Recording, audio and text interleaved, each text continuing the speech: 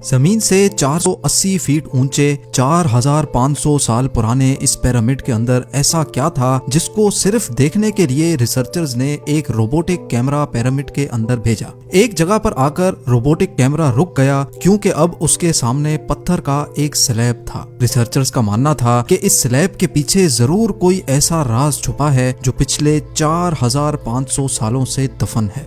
ये राज इनको हर कीमत पर जानना था, इसलिए उन्होंने रोबोट के आगे एक ड्रिल मशीन लगाई जिसने उस पत्थर के स्लैब में बारीक छेद कर दिया।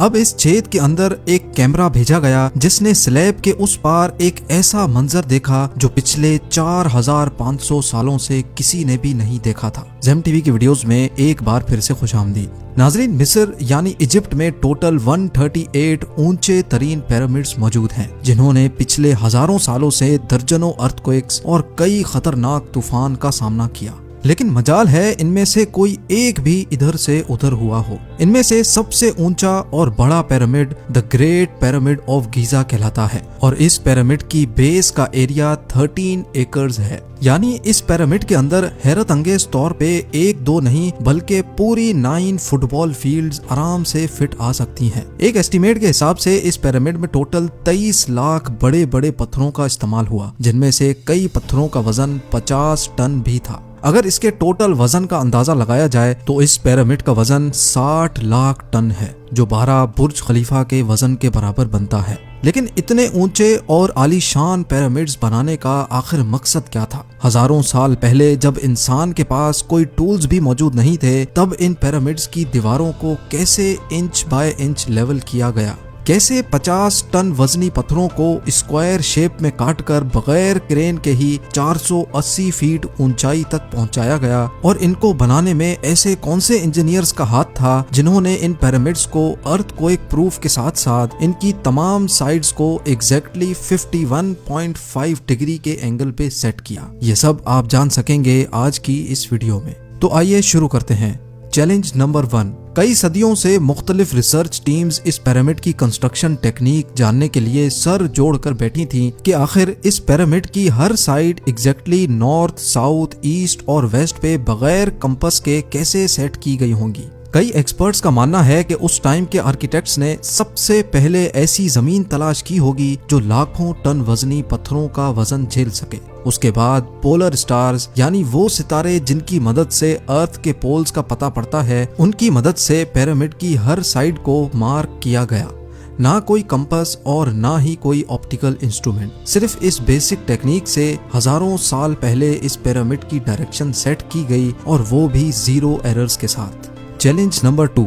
अगला चैलेंज था जमीन को लेवल करने का। जिस 13 एकड़ की जमीन पर इस पिरामिड को बनना था, उसका लेवल थोड़ा सा भी आउट होता तो 23 लाख पत्थरों के इस पहाड़ का खड़ा होना बिल्कुल भी मुमकिन नहीं था। अब इस जमीन को लेवल करने के लिए उस टाइम के इंजीनियर्स के पास ना ही लेजर लेवलर था और ना ही बबल लेवल। एक्सपर्ट्स का मानना है कि कंस्ट्रक्शन साइट की चारों साइड्स पर खड्डा करके उसमें पानी डाला गया होगा और फिर एक साइड के पानी के लेवल से दूसरे साइड के पानी के लेवल को मैच किया गया होगा। जो जमीन का हिस्सा पानी के लेवल से मैच नहीं कर रहा होगा, उसको छेनी और हथौड़ों की मदद से काट कर लेवल किया गया होगा। कई एक्सपर्ट्स का मानना है कि एंशिएंट इजिप्शियंस ने इस सिंपल टूल का भी इस्तेमाल किया, जिसकी दोनों साइड्स पे लकड़ियां और उसके ठीक सेंटर पे एक रस्सी से पत्थर बंधा हुआ है। अगर पत्थर जमीन से टच हो गया और उसकी रस्सी ठीक सेंटर लाइन पे आ रही होगी तो इसका मतलब है कि बीच की जमीन परफेक्टली लेवल्ड है।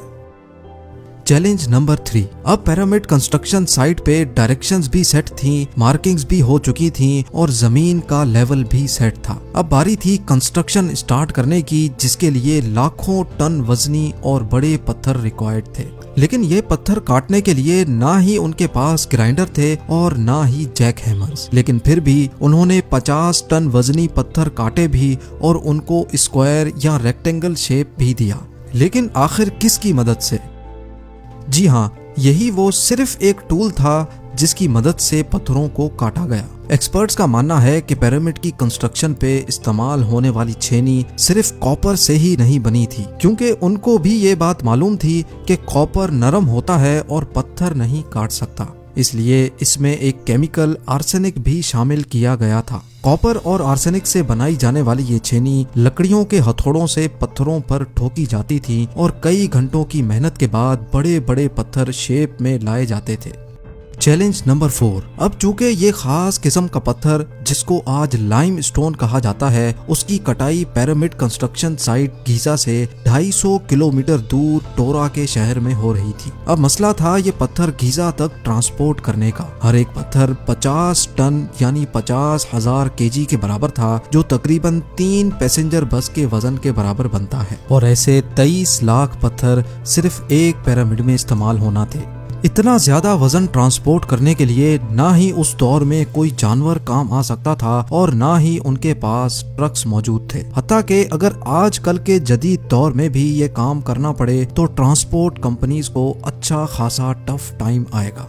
हैरत अंगेज तौर पे ये काम वर्कर्स और कश्तियों की मदद से किया गया। जी हाँ, टोरा और गीजा के दरमियान मौजूद रिवर का फायदा उठाया गया और बड़ी बड़ी कश्तियों में पत्थर लाद कर पिरामिड साइट पर पहुंचाए गए। एक्सपर्ट्स का मानना है कि ये काम इतना आसान नहीं था। शिप्स में इतने बड़े पत्थर की लोडिंग और अनलोडिंग में कम से कम भी 500 मजदूरों की आर्मी एक ही वक्त में लगाई गई होगी। Challenge number 5। जो एक्सपर्ट्स की टीम्स पिरामिड की कंस्ट्रक्शन पर रिसर्च कर रही थीं, उनको अब अपने कई सवालों के जवाब मिल चुके थे, लेकिन एक बात उनको हर वक्त सता रही थी कि लाइमस्टोन कट भी गए, ट्रांसपोर्ट भी हो गए और कंस्ट्रक्शन के दौरान एक के ऊपर एक लगना भी शुरू हो गए। मसला ये था कि पत्थर इतनी ऊंचाई तक आखिर पहुंचाए कैसे गए होंगे। कई एक्सपर्ट्स का मानना है कि पिरामिड की कंस्ट्रक्शन से पहले ही ये प्लान कर लिया गया था। या तो ये स्पाइरल ट्रैक के जरिए ऊपर गए होंगे या फिर जिग जैग तरीके से, लेकिन ये बात तो तय है कि 50,000 केजी के पत्थर ऊपर मजदूरों की आर्मी की मदद से ही खींच कर गए होंगे। Challenge number 6। बात सिर्फ लाखों मजदूरों छेनी हथौड़े से लाइमस्टोन काटने और इतने बड़े पत्थरों को ट्रांसपोर्ट करने की ही नहीं थी। इस पिरामिड के अंदर कंपार्टमेंट्स, उनके अंदर जाने का रास्ता और कई छोटी छोटी सुरंगें भी बनाई गई थी। बाकी सब चीजें तो ठीक थी, लेकिन एक चीज एक्सपर्ट्स को हैरान कर गई और वो ये थी कि अंदर के कंपार्टमेंट्स में जो पत्थर इस्तेमाल हुआ था वो लाइमस्टोन नहीं बल्कि ग्रेनाइट था। जी हाँ, ग्रेनाइट एक ऐसा पत्थर है जो डायमंड के बाद दुनिया का सबसे सख्त तरीन स्टोन माना जाता है। आजकल के मॉडर्न दौर में भी ग्रेनाइट बड़े बड़े ग्राइंडर्स की मदद के सिवा काटा ही नहीं जा सकता।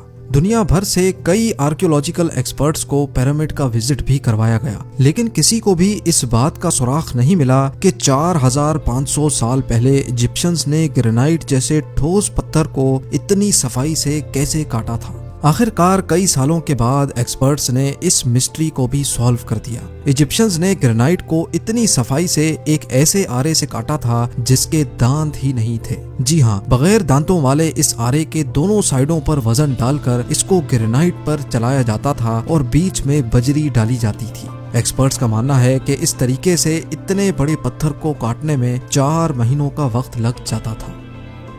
आखिरकार पिरामिड्स बनाने का मकसद क्या था? इन पिरामिड्स को बनाने में कितने मजदूर एक ही वक्त में काम करते थे? और रोबोटिक कैमरा ने जब पिरामिड के अंदर पत्थर के स्लैब में सुराख किया तो उसके अंदर वो कौन सा मंजर देखा गया जो पिछले 4500 सालों से किसी ने भी नहीं देखा था? ये सब और इससे भी ज्यादा आप जान सकेंगे इस वीडियो के पार्ट 2 में। आप लोगों के प्यार भरे कमेंट्स और लाइक्स का बेहद शुक्रिया। मिलते हैं वीडियो के अगले शानदार पार्ट में।